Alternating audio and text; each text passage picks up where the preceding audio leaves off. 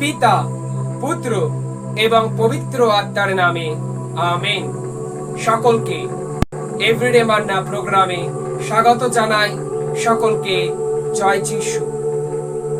একদিন কিছু বিজ্ঞানীরা তারা একটি পরীক্ষা করবে বলে সংকল্পবদ্ধ হলো। তারা একটি পরীক্ষায় তারা কি করলো, একটি ব্যাঙ নিল এবং সেই ব্যাঙটিকে জল ভরা একটি পাত্রের উপর রেখে দিল। তারপর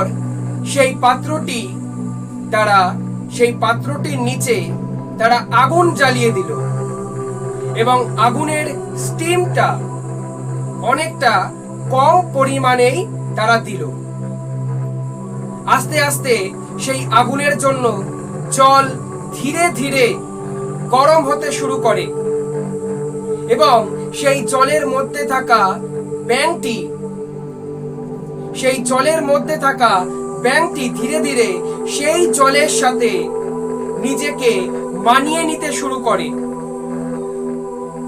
আস্তে আস্তে জল আরো গরম হতে শুরু করে এবং সেই ব্যাঙটি না লাফ দিয়ে বেরিয়ে সেইখানে নিজেকে আরো মানিয়ে নেওয়ার চেষ্টা করতে থাকে। তারপর কোনো এক সময় সেই আগুনের পরিমাণ বাড়িয়ে দেওয়া হয় এবং জলটি তখন টকবক করে ফুটতে শুরু করে। ঠিক সেই সময় সেই ব্যাঙ সেই জল থেকে লাফ দেবার জন্য পরিকল্পনা নেয় এবং সে তখন লাফ দিতে যায় এবং বেরিয়ে আসতে চায়, কিন্তু অনেকটা দেরি হয়ে গিয়েছে। সে আর বেরিয়ে আসতে পারে না। তার হাত পা সবকিছুই সেইখানে অসাড় হয়ে যায় সেই গরম জলে এবং তাকে কি হয়, জীবন্ত অবস্থায় সেই গরম জলে তাকে মৃত্যুবরণ করতে হয়। ঠিক এই রকমই প্রিয়জনেরা, শয়তান হট করে কাউকে ফাঁদে ফেলে না, বরং আস্তে আস্তে আস্তে করে মানুষকে তার ফাঁদে ফেলে। এবং যে মানুষ প্রথম থেকে নিজেকে সচেতন না করে, সেই ব্যক্তি যখন শয়তানের ফাঁদে পড়ে যায় তখন সে হাবুডুবু খায়। সে উদ্ধার পাওয়ার মতন তার জীবনে কেউ থাকে না। সে তখন উদ্ধার পেতে চাইলেও সে উদ্ধার পাওয়ার সমস্ত পথ তার সামনে বন্ধ হয়ে যায়। পবিত্র বাক্যে ঈশ্বর আমাদেরকে বলছেন, দ্বিতীয় তিমোথী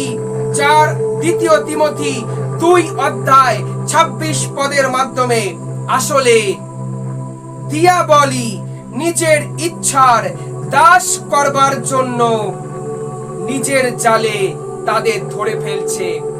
এইরকম অনেক ব্যক্তিরা রয়েছে প্রিয়জনেরা, যারা আস্তে আস্তে আস্তে করে না বুঝে দিয়াবলের ফাঁদে পা দিয়ে ফেলে। প্রিয়জনেরা, অনেক ব্যক্তিরা রয়েছে প্রথম যখন নেশা শুরু করে, আস্তে আস্তে প্রথম দিন অল্প, তারপরের দিন আরেকটু বেশি, তারপরের দিন আরেকটু বেশি, তারপরে আরো বেশি, তারপরে আরো বেশি, এবং শেষে পরিণতি এমন হয় মাত্রা ছাড়িয়ে যায়।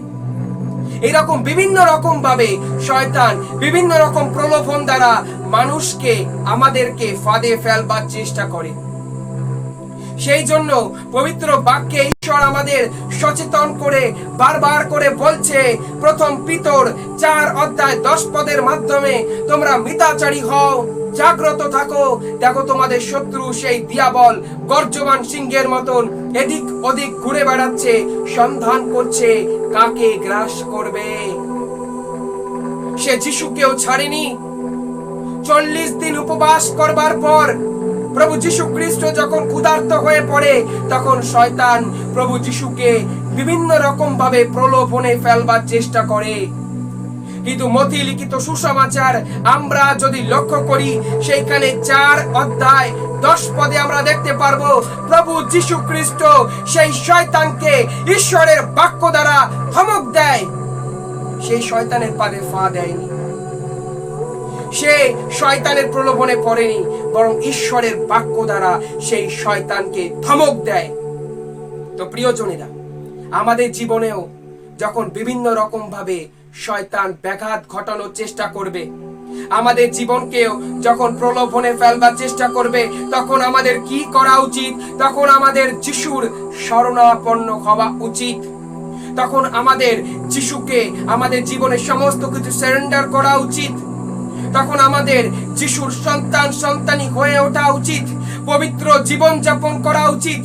তার কারণ আমরা যারা এই সমস্ত কিছু করব, প্রভু যীশু খ্রিস্ট আমরা দেখেছি তার শিষ্যদের, তার প্রেরিত দূতদের তিনি অধিকার দিয়েছেন শয়তানের উপর কর্তৃত্ব করার। তিনি অধিকার দিয়েছেন মন্দ আত্মাগুলোকে দূরীভূত করার। তিনি অধিকার দিয়েছেন রোগীদের সুস্থ করার। তাই তিনি আমাদেরও অধিকার দেবে, আমরা যখন প্রভু যিশুকে আমাদের সমস্ত কিছু সারেন্ডার করব। তখন আমরা প্রভু যীশু খ্রিস্টের মতন যখন বাইবেলের বাক্য দিয়ে যীশু খ্রিস্টের নামে শয়তানকে আমরা বলবো যে আমাদের জীবন থেকে দূর হও, তখন প্রভু যীশু খ্রিস্টকে যেমন শয়তান ছেড়ে চলে গিয়েছিল, তেমনি ভাবে আমাদেরও শয়তান ছেড়ে চলে যাবে। প্রভু যীশু তার পবিত্র বাইবেলে লূক লিখিত সুসমাচার 10 অধ্যায় 19 পদে আমাদেরকে বলছে, দেখো আমি তোমাদের সাপ ও বিছে পায়ের নিচে মারাবার এবং সমস্ত শত্রুর পরাক্রমের উপর কর্তৃত্ব করার অধিকার দিয়েছি, কোনো কিছু তোমাকে কোনো ক্ষতি করতে পারবে না। তাই প্রিয়জনেরা, আসুন শয়তান আমাদের চারপাশে যখন গর্জমান সিংহের মতো ঘুরে বেড়াচ্ছে, আমাদের প্রলোভনে ফেলবার চেষ্টা করছে, আমরা তখন আমাদের জীবনকে, আমাদের আত্মাকে, আমাদের পরিবারকে প্রভু যিশুর কাছে আমরা নিয়ে আসি, তাকে সমস্ত কিছু সারেন্ডার করি, তার শরণাপন্ন হই এবং তার নামের শক্তিতে, বাক্যের শক্তিতে আমরা শয়তানকে প্রতিরোধ করি আমাদের জীবনে। তাহলে আমরাও শয়তানের ফাঁদে পা দিয়ে ফেললে তখন আমাদের জীবনে অনেক কঠিন পরিস্থিতি নেমে আসবে। সকলকে জয় যিশু।